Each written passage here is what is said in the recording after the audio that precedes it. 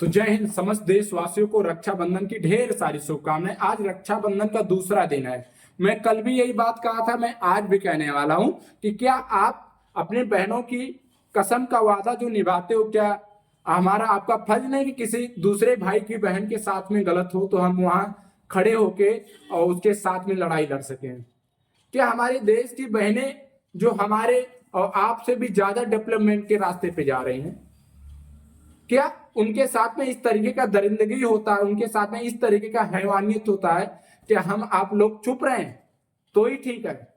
हमारे देश के कुछ ऐसे नेताओं, हमारे देश के कुछ ऐसे प्रशासन है जो उनके लापरवाही की वजह से हमारे देश की बहनें के कुछ जो गलत होता है वो उन्हीं के लापरवाही की वजह से होता है। तो क्यों हम सब लोग नेताओं को कहते हैं कि कोई नहीं है टक्कर में हमारे जैसे नेता के चक्कर में? क्यों ऐसा कहते हैं भाई?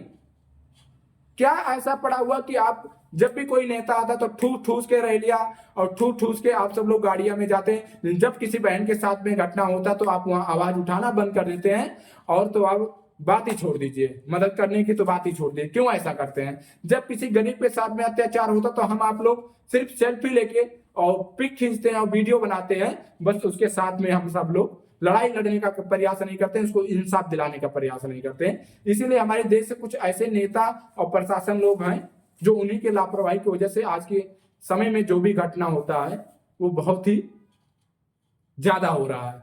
तो इस पे ध्यान देने के काम है, हम लोग को लड़ाई लड़ने का काम है और ज्यादा से ज्यादा एकजुट होने का काम है। और आज कसम ले अपनी बहन की, अपनी बहन की उस राखी का कि किसी की बहन हो अगर मेरे आंखों के सामने गलत होता है तो मैं उसको इंसाफ दिलाने का प्रयास करूंगा, उसे तत्काल, चाहे मुझे कानून ही तोड़ना पड़े। लेकिन किसी बहन के साथ अत्याचार होगा तो हम तोड़ देंगे और समझेंगे नहीं कि है क्या, कुछ भी होगा वो देख लेंगे। लेकिन उस टाइम जो हैवानियत इस तरीके का करेगा उसको हम जड़ से मिटा के प्रयास करेंगे।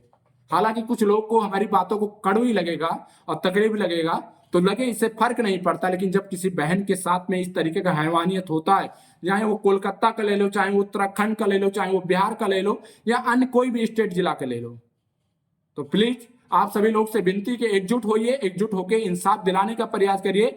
और चाहे वो भ्रष्टाचार हो, चाहे वो किसी के साथ अत्याचार हो कि या किसी के बहन या माताओं के साथ हैवानियत हो, हम आप लोग हमेशा आवाज उठाते रहेंगे। आप देख रहे हैं यूपी न्यूज 01 सच की आवाज। जय हिंद।